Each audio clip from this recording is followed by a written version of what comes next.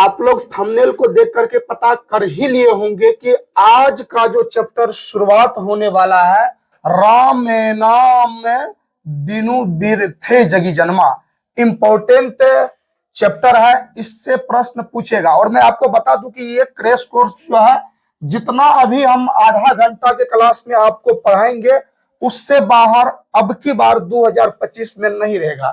तो मेरे प्रिय बहादुर, चलिए समय को बिल्कुल नहीं गवाएंगे और डायरेक्ट चलते हैं टॉपिक पर। राम नाम बिनु बिरथे जगी जन्मा का जो लेखक थे गुरु नानक साहब थे। गुरु नानक साहब यदि लेखक है तो आप लोग अनुमान लगा ही सकते हैं कि वो बहुत ही अच्छे व्यक्ति है। और इसमें एक सच्चे साधु बनने के लिए कितना क्राइटेरिया को इन्होंने बताया है, सुन करके आज दिमाग हिलने वाला है। तो इसीलिए आप लोग अंतिम तक बने रहिएगा और देखते रहिएगा। तो सबसे पहले बहुत ज्यादा कुछ नहीं बताएंगे, इसके बारे में एक दो छोटी छोटी बात आप लोग जान लीजिए। ये जो व्यक्ति थे, इनके पिताजी इनको पता कि तुम व्यापारी बनो, इसीलिए कि पैसा रुपया होगा। लेकिन ये व्यक्ति व्यापारी नहीं बन करके और भक्ति करने लगा भगवान का। एक बार की बात है, ये व्यक्ति मस्जिद में गया और सो गया उधर पैर दे करके जिधर भगवान का मस्जिद था, जिधर अल्लाह का तस्वीरें था। तो एक आदमी वहां पे आया, बोला कि भाई तुम पागल हो, अल्लाह के तस्वीर के तरफ तुम अपना पैर दे करके क्यों सोए हुए हो। तो ये व्यक्ति बोले गुरु नानक साहब की ये आपका गलत सोच है, भगवान हर एक जगह है, आप जिधर देखोगे उधर भगवान है। तो बोला तुम पागल हो गए हो, बहस काहे करते हो, हटाओ पैर। बोला हम पैर नहीं हटाएंगे। तो वो व्यक्ति क्या किया, तो गुरु नानक के पैर को पकड़ करके और घुमाने लगा। तो घुमाने के दौरान जिधर उसका पैर घुमाता था, मस्जिद का मुंह भी उधर हो जाता था। वो देख करके आश्चर्यचकित रहा कि आखिर ऐसा क्यों हो रहा है, ऐसा क्यों होता था। आप लोग बताओ कि ऐसा इसीलिए होता था कि ये गुरु नानक साहब जो थे भगवान का सच्चा भक्त थे और दिल से भक्ति करते थे, आडंबर में नहीं जीते थे। तो चलिए अब हम डायरेक्ट चलते हैं। पहले पूछेगा कि इसका जन्म कब हुआ, तो 1469 ईस्वी में लाहौर जिले में तलबंडी नामक गांव में हुआ। लाहौर जिले आपको पता होना चाहिए कि पाकिस्तान में है। लाहौर जिले के तलबंडी नामक गांव में हुआ था। जन्म का स्थान, इसका जिस स्थान पे जन्म हुआ था, यह भी आपको ऑब्जेक्टिव में पूछेगा, उस जन्म स्थान का नाम क्या था। तो नानकाना साहब इसके जन्म स्थान का नाम था। पिता के नाम क्या था, कालू चंद खत्री। माता का नाम क्या था, तृप्ता। और पत्नी का नाम था सुलक्षणी और माता का नाम तृप्ता था। पत्नी का नाम सुलक्षणी था। नाम भी देखिए कितना बढ़िया था, सुलक्षणी, कुलक्षणी नहीं था। निर्गुण भक्ति का प्रचार करते थे, ये सगुण भक्ति का प्रचार नहीं करते थे। भक्ति दो प्रकार का होता है, एक सगुण एक निर्गुण। निर्गुण हम उसको कहते हैं जिसमें मन ही मन हम भगवान को पूज रहे हैं, पूरा मन ही मन।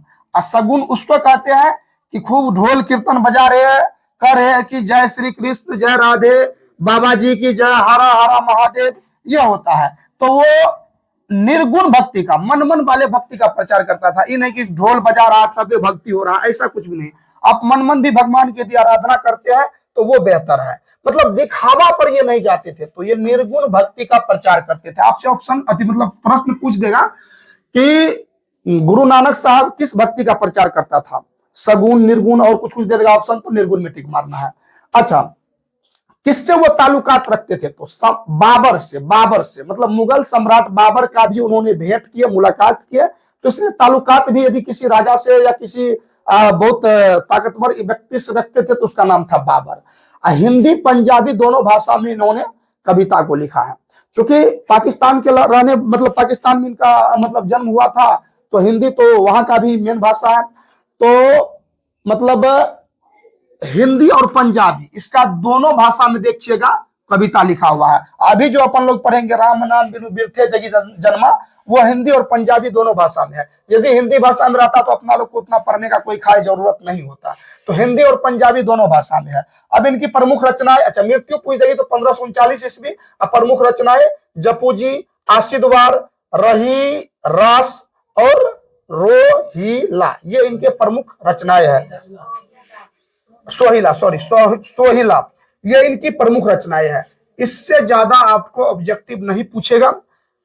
सोहिला, रही, रास, आस, दीवार, जपू, जी, यही इसकी प्रमुख रचना है।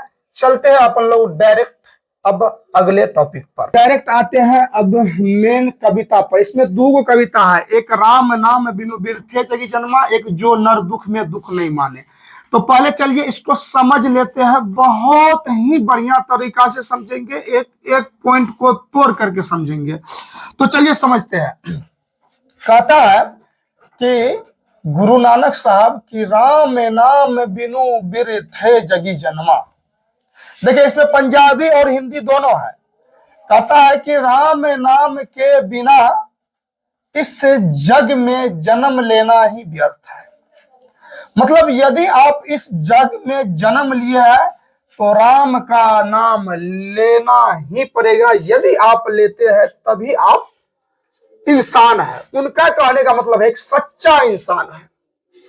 अब तो देखिए, भिखू खावे, भिखू बोले, भिखू का मतलब होता है जहर, विष। खावे का मतलब खाना, पंजाबी है। अब भिखू बोले, जहर बोले, मतलब राम नाम का यदि आप जप नहीं करते हैं तो आपका खाना भी जहर के समान है। आप कुछ भी क्यों नहीं खाइए, वो जो आप खाते हैं वो भी किसके समान है, जहर के समान है। आपका बोली भी आपका जहर के समान है। मतलब राम नाम का यदि जप आप नहीं करते हैं तो खाना भी विष के समान है, बोली भी विष के समान है, मतलब जहर के समान है। बिनु नावे निहि फलू माटी भ्रमना, मतलब बिना नाम के निहि फलू माटी भ्रमना, मतलब आपका जो ये शरीर है वो माटी के समान है। यदि आप राम का नाम नहीं लेते हैं तो बिना नाम का निहि फलू माटी भ्रमना, ये जो शरीर है आपका वो माटी के समान है।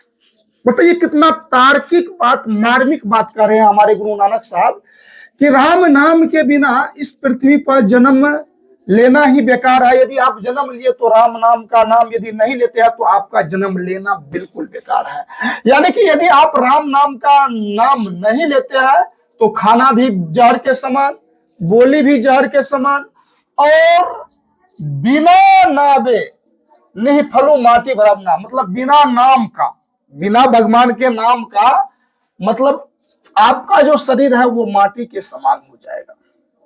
और क्या कहते हैं तो सुनिए, पुस्तक पाठ व्याकरण बखाने, पुस्तक पाठ व्याकरण। अब ढेर सारा पुस्तक पढ़ लिए, इतना बड़ा बड़ा मोटा मोटा पुस्तक पढ़ लिए, आप व्याकरण का बखान जानते हैं, बहुत बढ़िया व्याकरण जान लिए। संध्या क्रम निकाल करे, आप संध्या को क्रम करने के लिए भी निकलते हैं, अच्छा अच्छा काम करने के लिए भी निकलते हैं, फिर भी आपका जीवन व्यर्थ है यदि आप राम का नाम नहीं लेते हैं। आप कितने पुस्तक पढ़ लिए, व्याकरण का आपके पास बखान है, संध्या को आप क्रम करने के लिए भी निकलते हैं, फिर भी आपका जीवन व्यर्थ है यदि आप राम का नाम नहीं लेते हैं। बिनु गुरु शब्द मुक्ति कहा प्राणी। कहते हैं गुरु नानक साहब कि बिना गुरु के शब्द का मुक्ति कहाँ है। मतलब बिना गुरु के ज्ञान का कहाँ है मुक्ति। गुरु कहने का मतलब हो गया हरि, भगवान, भगवान हो गया यहाँ पे। बिना गुरु शब्द मुक्ति कहा प्राणी, राम नाम बिनु अरुझि मरे। बिना गुरु का ज्ञान नहीं ना होता है, और राम नाम के बिना अरुझि मरे, मतलब औना पौना करके आप मर सकते हैं यदि आप राम का नाम नहीं लेते हैं। इतना ही नहीं, अब आगे क्या बोले हैं, दंड कमंडल शिखा सुत धोती तीरथ। आप क्या कीजिए, हाथ में कमंडल ले लीजिए, डंडा ले लीजिए, पूरा जो है सो धोती पहन लीजिए, सुत मतलब धागा, जनेऊ जो होता है वो पहन लीजिए, बढ़िया धोती पहन लीजिए, मतलब तीर्थ के लिए आप निकल जाइए। गबनु अति भ्रमनु करे, बहुत दूर दूर तक आप जाइए, भ्रमण कीजिए, बहुत दूर दूर तक तीर्थ यात्रा कीजिए, फिर भी आप एक सच्चा इंसान मतलब संत नहीं बन सकते हैं, बाबाजी नहीं बन सकते हैं। दिखावटी करने से आप बाबाजी नहीं बन सकते हैं। उसके लिए आपके मन को शांति करना पड़ेगा, भगवान का राम का नाम लेना पड़ेगा। अब राम का जो नाम लेंगे तो राम राम राम राम कहने से नहीं, दिल से। हम पहले बता दिया है कि निर्गुण का ये जो है सो प्रचार करते हैं, मतलब निर्गुण भक्ति का प्रचार करते हैं, सगुण का नहीं। राम नाम बिनु शांति न आवे, जपी हरि हरि नाम सुपारी परे। राम नाम के बिना शांति आपके जीवन में नहीं आएगा। आपको शांति के लिए हरि का नाम जपना ही पड़ेगा। जटा मुकुट तन भस्म लगाई, वसन छोरी तन नगन भया। कहते हैं कि आप बड़ा बड़ा जटा को बढ़ा लीजिए, मुकुट मतलब तन भस्म उसम लगा लीजिए, बाबाजी बड़ा पूरा यहाँ पे चरण टिकार कर लीजिए। वसन छोरी तन नगन भयो, मतलब शरीर को भी छोड़ दीजिए और पूरा नगन हो जाइए। जिस तरह से बाबाजी को देखते होंगे कपड़ा उपड़ा नहीं, वो धोती में काम चलाते हैं, आप वो धोती पहन करके नगन हो जाइए। जीते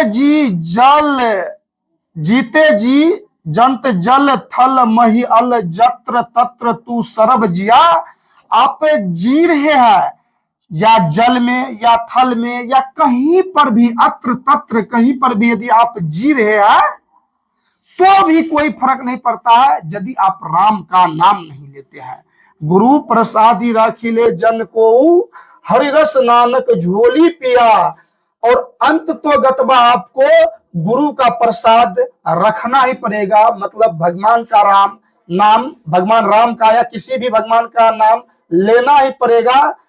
जन को हरिरस नानक झोली पिया, मतलब हरि का रस आपको झोली में रखना ही पड़ेगा, तभी जाकर के आपके जीवन को मुक्ति मिलेगा। तो एक बार पुनः समझ लीजिए सभी लाइन को। कह रहा है कि राम नाम के बिना जीवन व्यर्थ है। बिखू खाबे, खाना भी जहर के समान, बोली भी जहर के समान। और बिनु नाबे मतलब बिना बोले, नी फलू माटी भरवना, शरीर भी जो है माटी के समान है। पुस्तक पाठ का ज्ञान आप खूब रखे हुए हैं, बखान है, मतलब बहुत ज्यादा व्याकरण भी जानते हैं, कर्म भी करते हैं, संध्या के समय में निकल करके सुबह के समय में कर्म भी करते हैं, फिर भी बिनु गुरु शब्द मुक्ति का प्राणी, बिना गुरु के शब्द का आपको मुक्ति नहीं मिलेगा। मतलब बिना राम के नाम का आपको मुक्ति नहीं मिलेगा। और बिना राम के नाम का आप अरुजी मरे, अरज करके मतलब पजरा करके मर जाइएगा।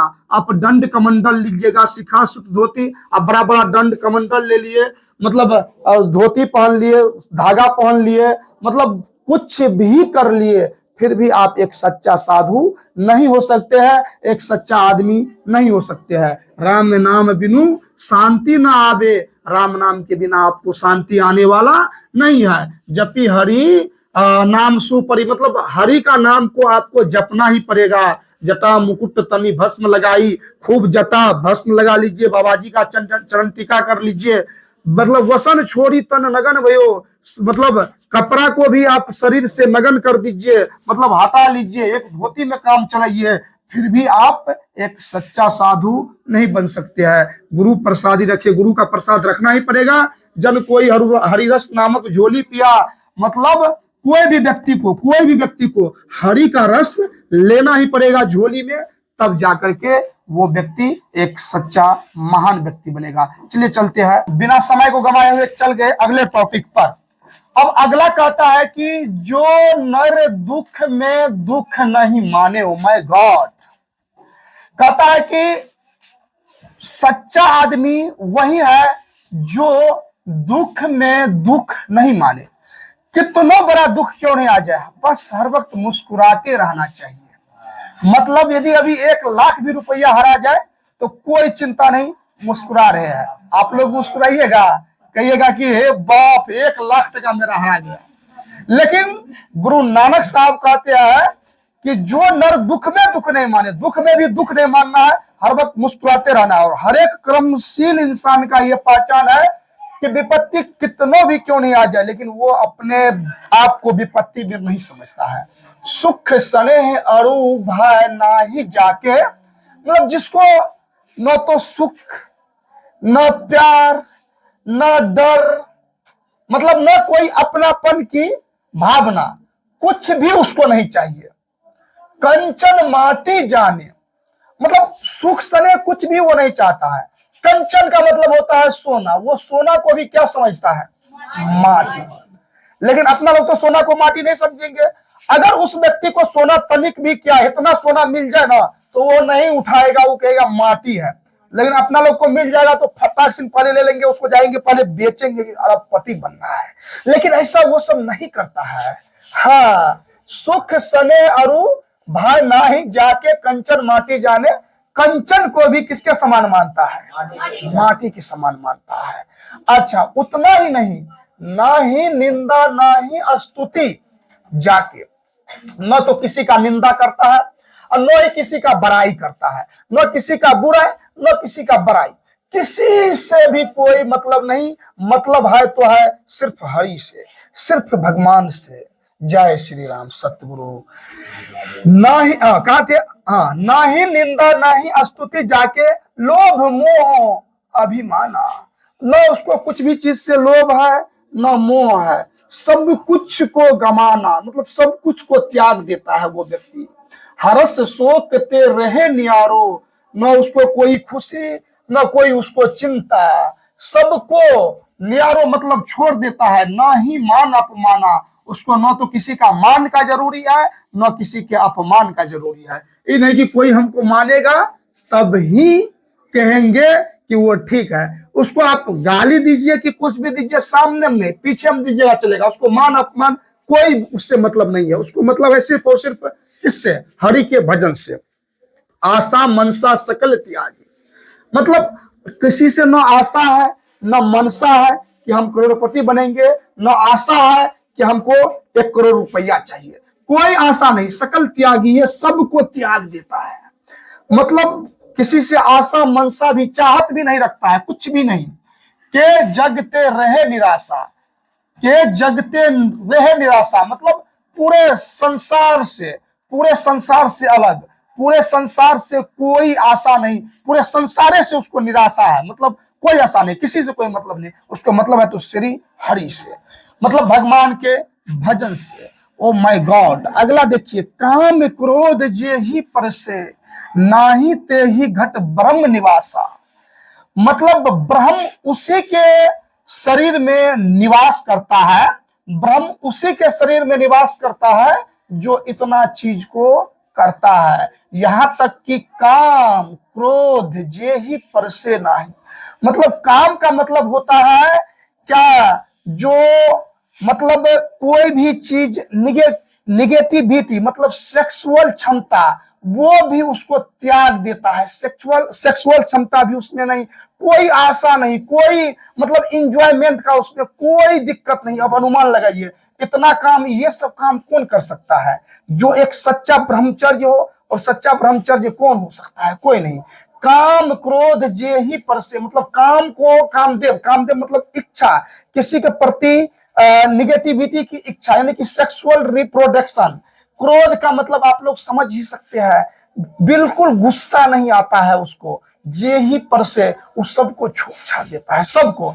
ना ही ते ही घट ब्रह्म निवासा, जब तक ये सबको ना ही छोड़ेगा तब तक उसमें ब्रह्म का निवास नहीं होगा। और ब्रह्म का निवास को करने के लिए ये सबको छोड़ना पड़ेगा। गुरु कृपा जो ही नर पे किन्हीं तिन्ह यह जुगती पिछानी, जिस पर गुरु का कृपा हो जाए उस नर को कोई भी जुक्ति, कोई भी आदमी पीछा नहीं कर सकता है। नानक लीन भयो गोविंद सा, जो पानी संग पानी। नानक साहब कहते हैं कि हम भगवान के साथ इस तरह से लीन हो जाएंगे जिस तरह से पानी और पानी को यदि मिलाएंगे तो डबल पानी हो जाएगा। तो पानी को नहीं निकाल सकते हैं, पहचान नहीं सकते हैं कि कौन पानी पहला है और कौन पानी दूसरा है। उसी तरह से हम भक्ति करते करते भगवान में इस तरह से मिल जाएंगे कि हमको लोग ये नहीं समझ सकेगा कि ये भक्त है कि भगवान है। हमको इस तरह से प्रभु मिला लो। तो बताइए, क्या इतना सा चीज कौन कर सकता है? जो स्वयं अवतार होगा, भाई हम लोग से तो नहीं होने वाला है। और हमको नहीं लगता है कि पूरे दुनिया में 1% लोग होगा जो ये सब चीज को कर सकता है। यदि हो तो अच्छी वाली बात है। ये सब चीज लोभ, मोह, सुख, स्नेह, काम, क्रोध, जेही, मतलब कुछ भी नहीं, उसको सिर्फ और सिर्फ भजन करनी है तो हरि का, भगवान का। तो ये था। अब अपन लोग चलेंगे क्वेश्चंस आंसर के तरफ, लेकिन होगा तो क्वेश्चन आंसर का अगला वीडियो हम लेकर के आ जाएंगे। लेकिन थोड़ा थोड़ा सा हम क्वेश्चन आंसर, देखिए अभी मेरा पीडीएफ नहीं बना हुआ है, डायरेक्ट वे में करवा देते हैं आप लोगों को। कहता है कि कवि किसके बिना जन्म व्यर्थ मानता है? किसके बिना मानता है? राम नाम के जप के बिना। राम नाम के जप के बिना कवि व्यर्थ मानता है। का वाणी कब विष के समान हो जाता है? जब राम नाम का जप नहीं करते हैं। नाम कीर्तन के आगे कवि किन कर्मों की व्यर्थता सिद्ध करता है? नाम कीर्तन, कीर्तन का मतलब ढोल मृदंग, मतलब ढोल मृदंग के आगे किसको अच्छी बात बताते हैं? मतलब ढोल, मतलब नाम कीर्तन के आगे किन कर्मों की व्यर्थता को सिद्ध करता है? नाम कीर्तन। अब कोई ढोल बजा रहा है तो उसका मतलब क्या हो गया? वो भस्म लगा रहा है, बाहरी आडंबर कर रहा है, बाबाजी बन रहा है, दिखावा कर रहा है। नाम कीर्तन का मतलब क्या हो गया? दिखावा। इसको ऐसे करके लिखना है कि प्रस्तुत पंक्ति में हमारे गुरु नानक साहब ने बताया है कि नाम कीर्तन के आगे मतलब ये चीज है कि लोग आजकल दिखावा ज्यादा करता है, लेकिन सच्चा में अंदर से वो बाबाजी नहीं रहता है, लेकिन बाहर से क्या रहता है? बाबाजी। तो ये दिखावा करता है। उसके बाद कहता है कि मतलब हरिरस, हरिरस से कवि का क्या अभिप्राय है? तो हरिरस से है कि हरिरस से कवि का अभिप्राय है हरि की भक्ति, हरि की भक्ति, इससे यही अभिप्राय है। उसके बाद कह रहा है कवि की दृष्टि में ब्रह्म का निवास कहाँ है? आत्मा में। कवि की दृष्टि से ब्रह्म का निवास कहाँ पे होगा? आत्मा में होगा। ठीक। गुरु की कृपा के बिना किस युक्ति की पहचान किया जा सकता है? तो गुरु की कृपा के बिना ईश्वर की भक्ति, मार्ग प्रशस्त, ये सब की मतलब पहचान किया जा सकता है। उसके बाद कह रहा है कि व्याख्या करें। तो व्याख्या करने के लिए राम नाम बिनु अरुझि मरे, इसका मतलब क्या हो गया? राम नाम के बिना, इसमें लिखना कोई भी व्याख्या आदि करना है तो क्या लिखना है? पहले प्रस्तुत सारगर्भित पंक्ति हमारी पाठ पुस्तक गोधौली भाग 2 से लिया गया है, जिनके लेखक फल्ला साहब है, जो भी नाम इसके गुरु नानक साहब, इन्होंने बड़ी ही मार्मिक तरीका से बताया है और उसका अर्थ को लिख देना है। तो यही था। इस तरह से बाद में कि आप लोग नोट्स वगैरह से भी देख करके आंसर क्वेश्चन कर सकते हैं। ये थी मेरी छोटी सी झलक, और वो विषय था हिंदी। लेकिन एक ना एक दिन समय आएगा मेरे प्यारे दोस्त, यदि आप लोग बने रहे तो सब विषय को बेहतर तरीका से पीडीएफ नोट्स सब कुछ आपको मिलेगा, बशर्ते कुछ दिन हमको समय दीजिए। यदि आप लोगों को यह समझ में नहीं आया होगा तो आप लोग कमेंट जरूर कीजिएगा। अगर आया होगा तो आप लोग स्वस्थ रहिए, मस्त रहिए और अपने जीवन में पढ़ाई के प्रति व्यस्त रहिए। जय हिंद, जय भारत।